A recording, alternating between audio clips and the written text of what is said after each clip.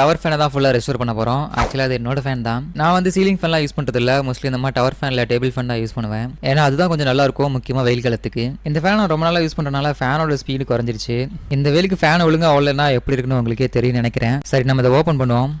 வீட்டுக்குள்ளே இருக்க தூசி எல்லாமே இதுக்குள்ளே தான் இருக்கும் போல. ஓகே, முதல்ல இந்த ஃபேனோட ரெக்கையை கழட்டணும். அதுக்கு மேலே இருக்க டாப்பை ஓப்பன் பண்ணிட்டு கீழே இருக்க ஸ்க்ரூவை லூஸ் பண்ணிட்டோம் அப்படின்னா அந்த ரெக்கை தனியாக வந்துடும். இதை ஒரு ஓரமாக வச்சுட்டு கீழே இருக்க மோட்டாரை நம்ம கழட்ட ஆரம்பிக்கலாம். ஓகே, இதை நம்ம எடுத்தாச்சு. அடுத்து இதில் இருக்க வயர் எல்லாத்தையுமே ஒன்று ஒன்றா பிரித்து எடுத்துருவோம். நெக்ஸ்ட் காற்றுற டைரக்ஷன் மாற்றுறதுக்கு சின்னதாக ஒரு மோட்டார் கொடுத்துருப்பாங்க. அதையும் கழட்டிட்டு இந்த மெயின் சுவிட்சை எல்லாத்தையுமே கழட்டி விட்ருவோம். கடைசியாக மோட்டாரையும் தனியாக எடுத்துருவோம்.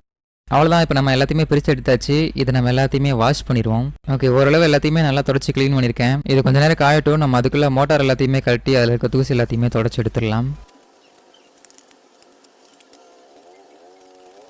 ஓகே, மோட்டாரை தொடச்சாச்சு. இப்போ நம்ம ஒன்று ஒன்றா எல்லாத்தையுமே மாட்ட ஸ்டார்ட் பண்ணலாம். முதல் இந்த பெரிய மோட்டரை மாட்டிடுவோம். அடுத்து இந்த சின்ன மோட்டாரையும் மாட்டிடுவோம். நெக்ஸ்ட் இந்த சுவிட்ச் கனெக்ஷன் எல்லாத்தையுமே கொடுத்துட்டு இந்த வயர் எல்லாத்தையுமே கரெக்டாக பார்த்து ஜாயின் பண்ணிடலாம். ஓகே, வயர் எல்லாத்தையுமே கரெக்டாக பார்த்து கொடுத்துட்டேன். இப்போ இந்த பழைய கெப்பாசிட்டருக்கு பதிலாக புது கெப்பாசிட்டரை மாட்டினோம்னா வேலை முடிஞ்சு. ஓகே, இப்போ இந்த ஃபேனோட ரெக்கையை மாட்டிட்டு எவ்வளோ ஸ்பீடில் ஓடுதுன்னு சொல்லி செக் பண்ணி பார்ப்போம்.